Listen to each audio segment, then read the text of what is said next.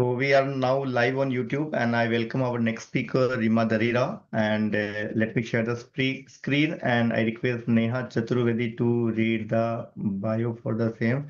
Allow me a few seconds. Yeah, here we go. Is it visible? Is it visible? Wait.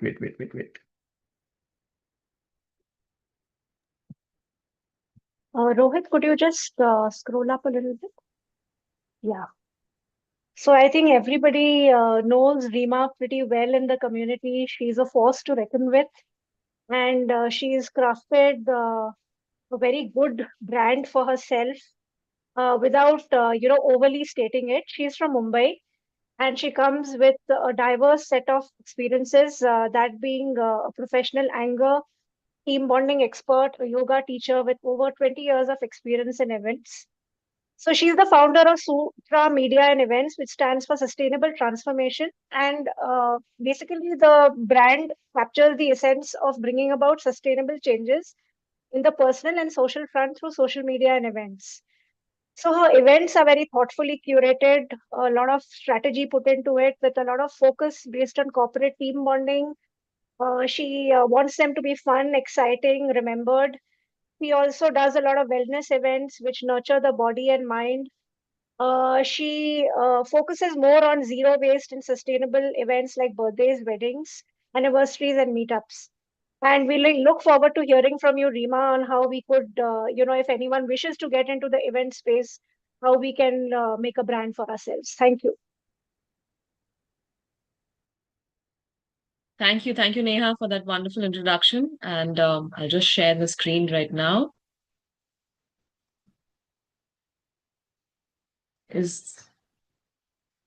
Yeah, Can we all see the screen? Yes? yeah.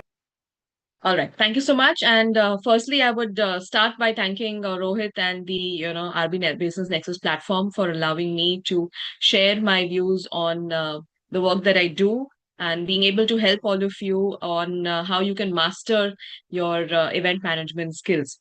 So here at RB's Club to Scroll Up, I'll be speaking about certain bits of understanding how you can plan your own event, how you can keep it more professional so it doesn't look messy or a haphazard, thing just put together.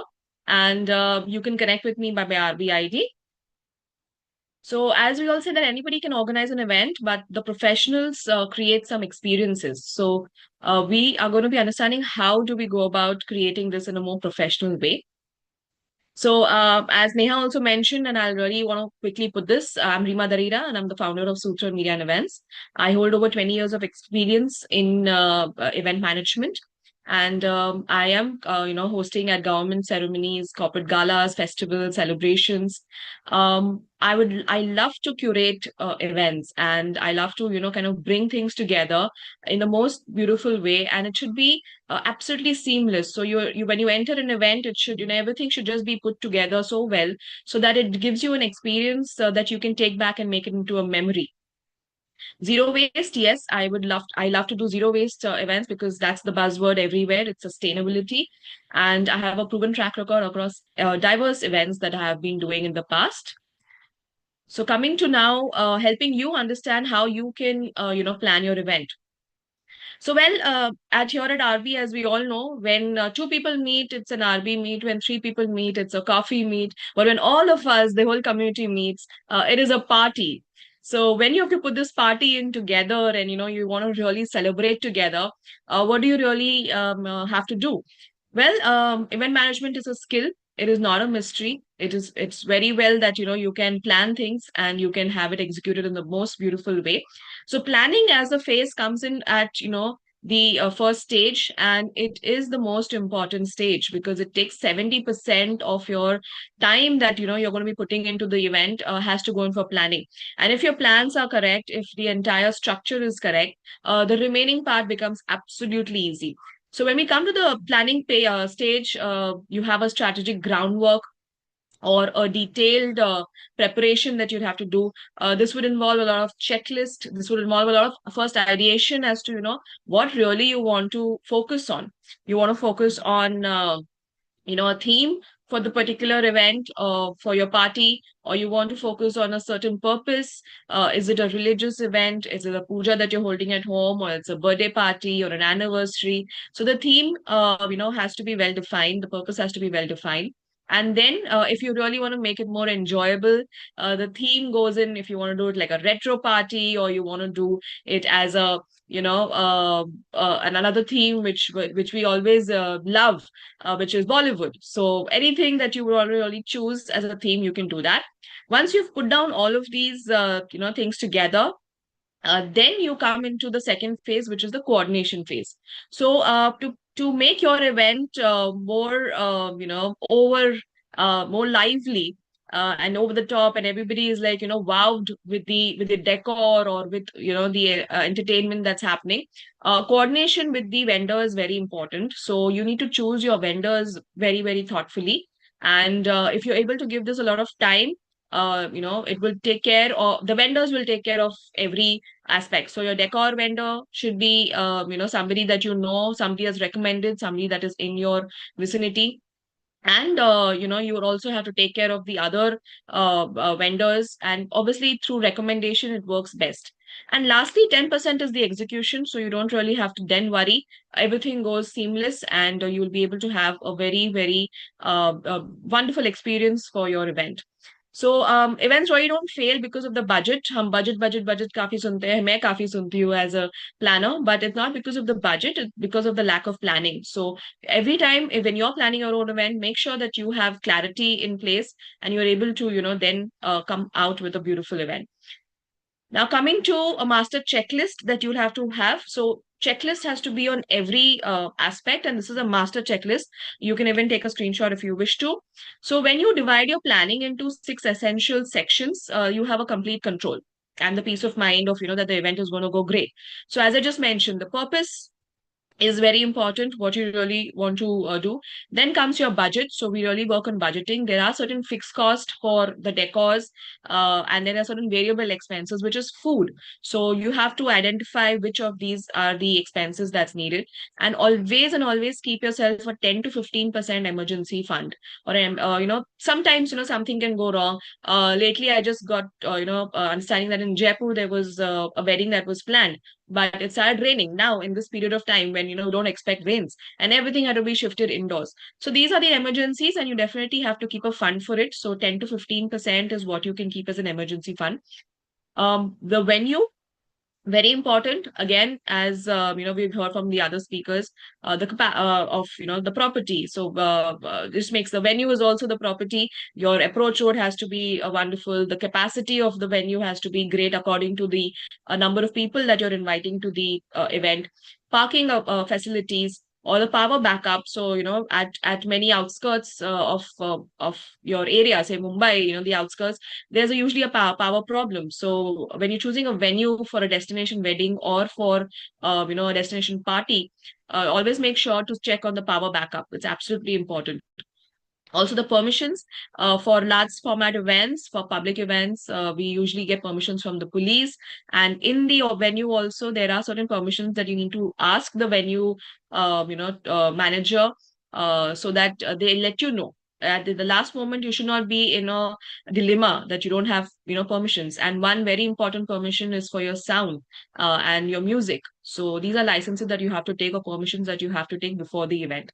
And the accessibility I just mentioned. Vendors, so your catering, decor, sound and lights, photography, your transportation partners, make sure that you're choosing them very well. The communication, your reminders, your invitations, your reminders, your tracking for a registration, or for them coming, the RSVP, as we all say, is very important, so that you know what you're planning for. If you feel that 150 people are going to attend your event, but only 75 turn up because they did not give you the confirmation, you're going to be just spending over and going over your budget for no reason. So it's always great to take an RSVP. And the execution, definitely have a checklist prepared for each of these segments.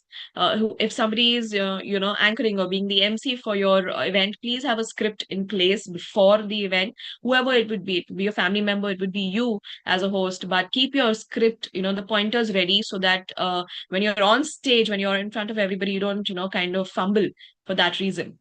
Your vendor coordination chart. So whoever's the vendors, if you have multiple vendors, just make sure that the checklist is there, the phone number is ready, and if you're delegating the work to somebody else, any other family member, they are very well, equipped with the thing that this is what was decided with the vendor, and you can just call and, check on them, and any of the emergency protocols that needs to be in place.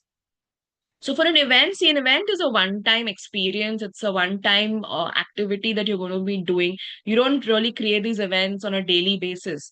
You really want to enjoy the event to the maximum. So and make it memorable for everybody who's coming. Each and every person who's there at the event, we'd love to make this event a more memorable experience for them. So timing is everything in events, and for any corporate event, usually a 45-day before is the date notification that you should be giving, or you should be announcing it. 21 days before, you send a formal invitation with all the complete details, so you can have a save the date prior 45 days, and then 21 days you have a formal invitation. 7 days before, you need to send a reminder saying that please be available for this event next week. And 1 day before, you please again send a more personalized WhatsApp message or an email final confirmation, so that they are really prepared for it. Sometimes, yes, we all have busy schedules, people put it on their list, but they kind of miss out on it. So don't do that for yourself. Keep giving these reminders, it will be great support. For social events, birthday parties, 30 days before is great. 1 month before, you're letting them know that this event is happening. I'm talking for smaller parties. For weddings, it can be as large as 3 months. For 10 days before, follow up and take the RSVP confirmation. So you really, make sure that if you are hosting for 150 people, you've made arrangements, you are actually reaching out to 175 people, and then you kind of get RSVPs from them that they're coming, and you might just reach 150 as an audience. Similarly, you can target this 10 to 15% difference of the number of people that you are inviting and the number of people that will turn up to the event. 2 days before, make sure you have a confirmation call or a message, and a day before, again, a final reminder. So this stays almost the same for doing a corporate event or a social event. And the earlier the invite that you send is greater, because they can plan their dates, they can block their calendar, and they can be there attending your special day. So coming to the vendors checklist, there's a model again how you need to select your vendor. So make sure that you are following this 5-step selection method. One would be portfolio review. So you can always ask them to share their past experiences, past portfolio, whatever they've done, what is some photos, videos, testimonials from them. So that is absolutely needed. You need to have it be on the same wavelength with what you think about your event, and what they also can deliver. You need to have reference checks. Sometimes they will definitely upfrontly give you the client name, so you can speak to them personally and ask them about how the vendor has been, and has he delivered in time. And good vendors, definitely upfrontly, they can give you these client references. Testimonials are great, but it might not be that you can rely on the testimonials always. Definitely have a written quotation, a detailed breakdown from all your costs, and there should be no hidden charges. At times, they would tell you that, okay, we would give you the venue with so many number of chairs, and then you ultimately at the end of the period, they say the chairs don't come with covers. And you're like, how did that really happen? I mean, it's a normal thing to understand that chairs would come with covers, or a certain a decent presentation, but these are hidden things. So make sure that you've asked every little detail about what the vendor, be it a venue or be it a decor person or a sound and lights, what is he actually giving you? And they must, and a good vendor really would give that up to you as to what they're going to be delivering, with a detailed breakdown and a quotation given to you. Always do a site visit. We call it a site visit or a recce before you're doing or finalizing the venue or finalizing the vendor. There are meetings that you can conduct. If there is the venue is also serving you meals, of course. So make sure that you have a tasting done, so you know that you're not just relying on other people's messages or reviews. You are actually doing the tasting, and you know what you're going to be getting. Venues definitely do allow that, and they call you for tastings also. So do that. And if there's some difference in the pictures that you've seen and the venue, that can be much different. I mean, they will not show you all the walls, how damp they are or things. So a site visit is obviously important. Again, when you're coming to the finalizations, have a clear agreement, terms, advance payments, cancellation policies, because emergencies can happen. You might have to cancel. So do have the cancellation policies and any backup plans that you would have. So red flags would be if there's no written quotation provided, you can try to skip and find another vendor. Price seems to be too good to be true. The lowest in the price, so they kind of break the industry price, but obviously they cannot deliver the great, the equivalent. Things. So always make sure to see the industry pricing and then negotiate and have a pricing with the vendor. If they don't have a backup plan or an emergency protocol, you can also see that as a red flag, and unwilling to provide any references, as I earlier mentioned. So cheap vendors usually cost you the most, and this is the most important part. So choose your vendors, correctly. And on the day of the event, your do's and don'ts: arrive at the venue 2 to 3 hours early. You being the host or the host team, or somebody who you've delegated, always be there 2 to 3 hours early, so you can see the setups happening, and you can also note if it's following your checklist or no. Test for sound, mic, presentations. If you have any presentations happening, if you have a screen, so always check all of that before the guests arrive. And obviously keep printed checklist with you, so that you have something on paper to kind of see in front of you and tick it off your checklist. Also keep a digital backup for yourself. This is most important. Smile and stay calm and maintain a positive energy throughout the event, because that is going to turn out. Everything that you've done is definitely, wonderful.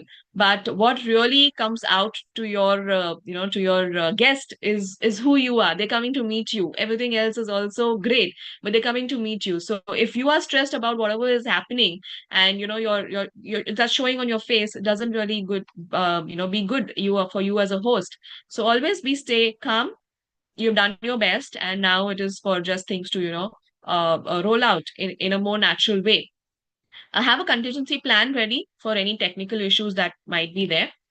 Don't fight or show stress in front of your guest. As I just mentioned, don't fight with your vendors that much. If something has gone wrong, very calmly try to tell them, because ultimately they are humans too, and sometimes the communication has not gone through, so it doesn't they're not delivering that well. But make sure you do this. Don't change your schedule last minute without any communication. So the venue changed and you don't communicate, so somebody reached the older venue. Try not making these fast changes. You might be able to adapt to it, or certain people who might follow you, but not all your guests who have really invited. Ignore any if you ignore any technical rehearsals or vendor briefings, don't do that. Please make that a part of your the program, that you have to have these rehearsals or vendor briefings. If don't forget to hydrate or eat for yourself. I see I'm guilty of about it too. As a planner, I always do that, but I've learned that you need to be healthy and strong while you're doing the event. So absolutely important for you to hydrate and eat well. And don't assume that everything will just work out perfectly. Once you have worked on the planning phase and the coordination phase, then we know that the 10% execution will go well. So the energy of the host, that is you, is the energy of the event. Your confidence and composure will set the tone for everything, and it will be right. So coming to this, as I earlier mentioned also, the experience of the whole event is most important over all the decoration that you would see.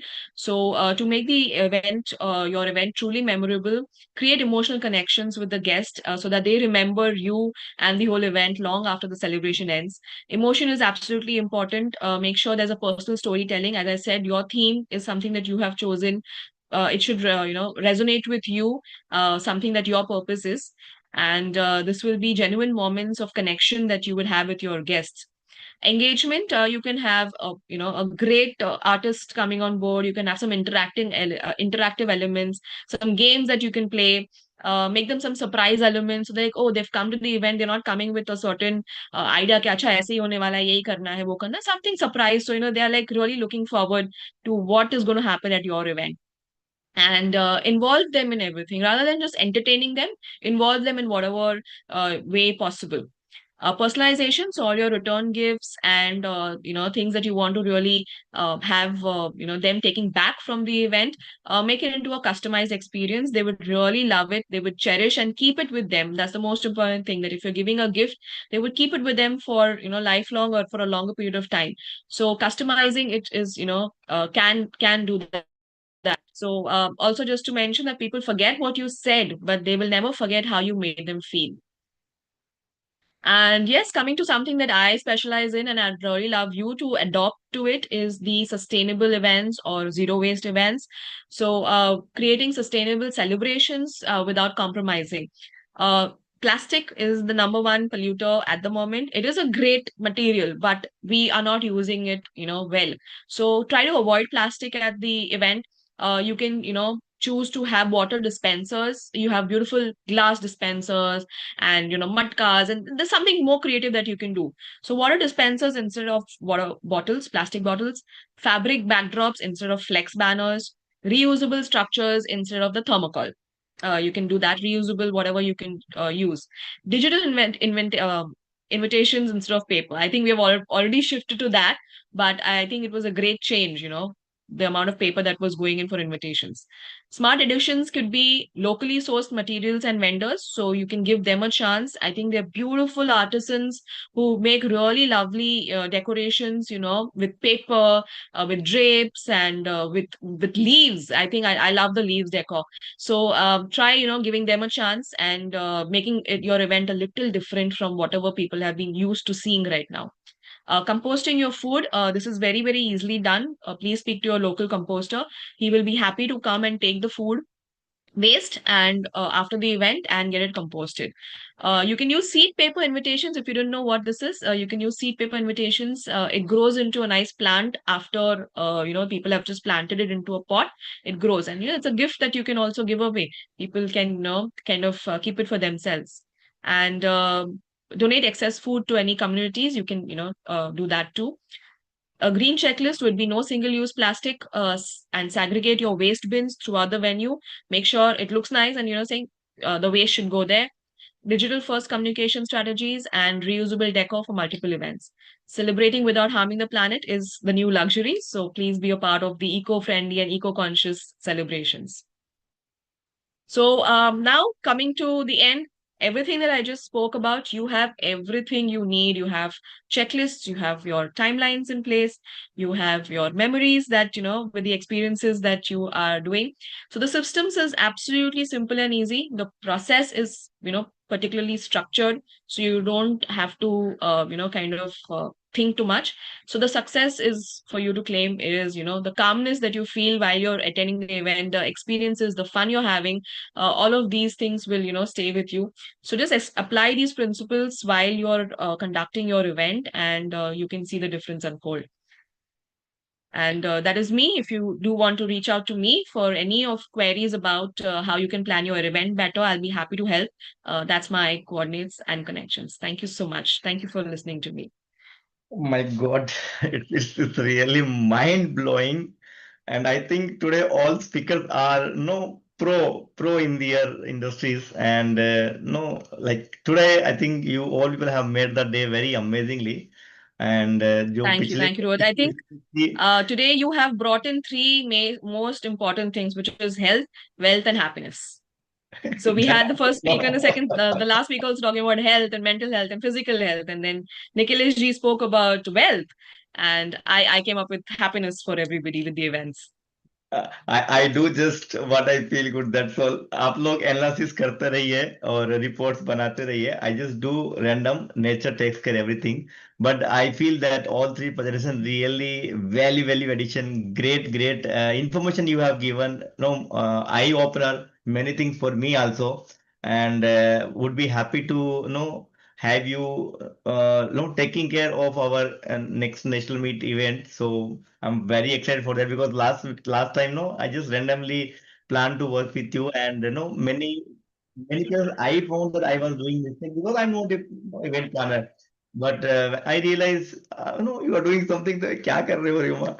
So that's really amazing. So happy to have you in system and looking forward to have better experience in Goa. Definitely, we are all going to learn an experience with you.